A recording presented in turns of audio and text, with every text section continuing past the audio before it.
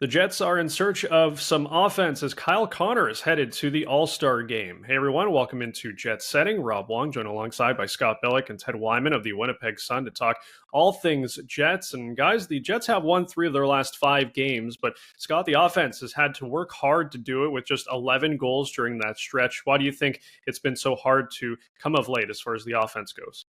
Yeah. I mean, I think one thing, the power play can't score, and two, I think the Jets are really missing Mark Scheifele right now, and I think that effect kind of reverberates down the lineup. They got Adam Lowry playing top line center, but normally he is on the third line, and usually that third line plays a lot better with Adam Lowry on it and Mark Scheifele playing on the top line. Gabe Vilardi has now been injured for a game, so they're missing those goals as well. And I think this is just a team right now. I mean, obviously as good as they've been, they're just dealing with some injuries and maybe even a bit of a kind of a like a cold stick slump, let's call it. You know, uh, this team has played so well that they set the bar so high that you kind of just expect them to score a lot of goals and you expect them to win a lot of games, and they're still winning a lot of games. They're still 8-2-0 in the month of January right now.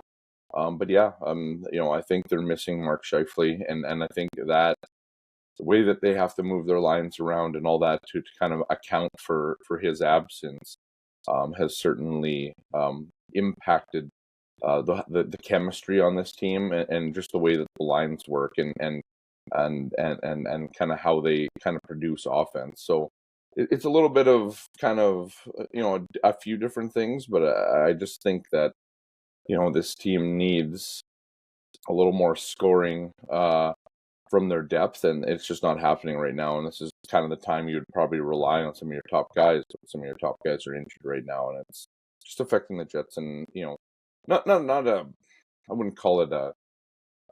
It's not a desperate time for the Jets by any means, but they just need to start finding some goals here, and part of that is probably some of the overpassing and stuff like that they're doing as well. So yeah, they're playing like they're playing a little different. It's not the Winnipeg Jets branded hockey that we've come to know, and that's won them several games so far this year. Ted, does it go beyond the personnel issues that they have right now? Could there be some lineup tweaks that are made to increase the goal scoring? Well, I think that's a big part of it because they have shifted so many guys around. But the fact is, they haven't played. You talked about the last 5 games. They've got 3 wins, but they haven't played as well. They just haven't. I mean, they're not driving the possession as much as they were. They're definitely not getting as many scoring chances as they were. And I think that it has a lot to do with the fact that Rick Bowness knows they're in a bit of a situation where they do have some injuries. They've had to move people around, and he wants them to stick to that defensive structure. And you can tell that they're just so concentrated on trying to keep that puck out of their own net. And I think right now, when you're doing that and you don't have you're missing some elite scoring talent from your roster, you just can't, you can't keep the offense going when you've got to do the defensive work. And they're trying to win that way by keeping it at 2-1 and that kind of thing. And it has worked at times. There's no doubt about it. But their last game was against Boston. They lost 4-1. They ended their streak of 34 games without giving up 3 goals or more. They ended their streak of 14 games without giving up 2 goals or more because they just, they ran into a team that was very, very good, and they weren't able to match them in the scoring department. And in this particular case, I think, it's been building to this. It didn't seem, they came very close to setting or tying a modern day record set by the Minnesota Wild, but it didn't really seem like this team was playing the same caliber of hockey that it was when it was on that 14-game heater recently.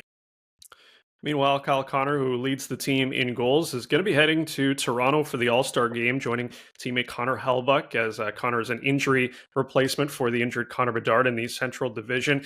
Ted, when you look at this Jets team, do you think Connor was the right pick, or is there someone else maybe you would have gone with? Oh, there's definitely someone else I would go with, but I do understand that Connor Bedard's a forward and Kyle Connor's a forward, but absolutely Josh Morrissey is the Jets' best defenseman. He's one of the very best defensemen in the NHL. He should be an all-star. There's no question in my mind. Connor Hellebuck is going there as a goaltender, and he should be because he's been the best goalie in the league this year with the best numbers on one of the very best teams. But Josh Morrissey drives so much of what the Winnipeg Jets are about because he's great in his own zone, and this team is excellent defensively, and he's fantastic puck mover, and he drives offense. He's up behind the net. He does a lot of things that you'd want in a prototypical defenseman. And for me, he absolutely should be an all-star. I'm not 100% sure that Kyle Connor even really deserves an all-star. He missed so much of the season to this point. He scores a lot of goals, but I don't know that he's as much of a driver on this team as some of the other guys are. Scott? Yeah, I'm with Ted. I mean, I think Josh Morrissey would have been the easy shoe-in kind of to cover off a defensive injury if they had it. Unfortunately, I think for Josh Morrissey, the two injuries that they needed to cover off for this was, two forwards in Vincent Trocheck, in Jack Eichel and Connor Bedard. So, I think you could have made an argument for Mark Scheifele too, just the way that he's played to start this season, the defensive work that he's played. I mean, the numbers aren't as flashy as they maybe have been in the past, but I still think he's played well. But I think there's also a testament here to how, and Kyle Connor was a little surprised himself, I think, to get the call, just based on some of his comments coming out of Boston yesterday or on Monday. But here's a guy who was in the thick of the goal scoring race, and we were talking Rocket Richard talk before he was out for 16 games with a knee injury, right? Like, this was a guy that was just a few goals off the top of the league lead. What he had stayed there, I don't know. I mean, he was playing quite well before he got injured, and that kind of derailed his season in terms of chasing the top goal scorers in the league. But he led the Jets in with goals at 18. He still did. You miss 16 games, you might expect somebody to kind of overtake you in that, but there was a lot of catch up for some of the Jets to do. I think you could make a small argument for Nikolai Ehlers and the way that he's kind of, I think he's at 16 goals now on this team and has kind of picked up a little bit of that scoring slack. But if you had to pick a forward from the Jets, and this is a good thing for the Jets because I think at the time that these All-Star games or the All-Star rosters were announced and the fan vote that got the rest of the players in after the initial 32, the Jets were a little snubbed given the fact that they're the top team in the NHL at the time. I think it's a nice gesture from the league that they would go to Winnipeg and to get one of the replacement players, given how good the Jets have been this year. When you look at the numbers and the stats and all that, and the other things, like Kyle Connor can definitely play a part in the skills competition if they have him in that, and he plays in some of those things. So he's definitely a guy who's been there before and has the skill to kind of do the kind of the fun things that you would have during that. But yeah, I mean, I think at first, I would agree with Ted. I think Josh Morrissey would have been the easy choice had it not been kind of position bound and locked for who they need to replace. But Kyle Connor's a fine choice, and there's a reason why he could potentially be the first player in this franchise's history to score 40 goals in multiple seasons. So I think it's a testament to how well Kyle Connor played before he got injured, which was right before essentially they made most of the All-Star selection.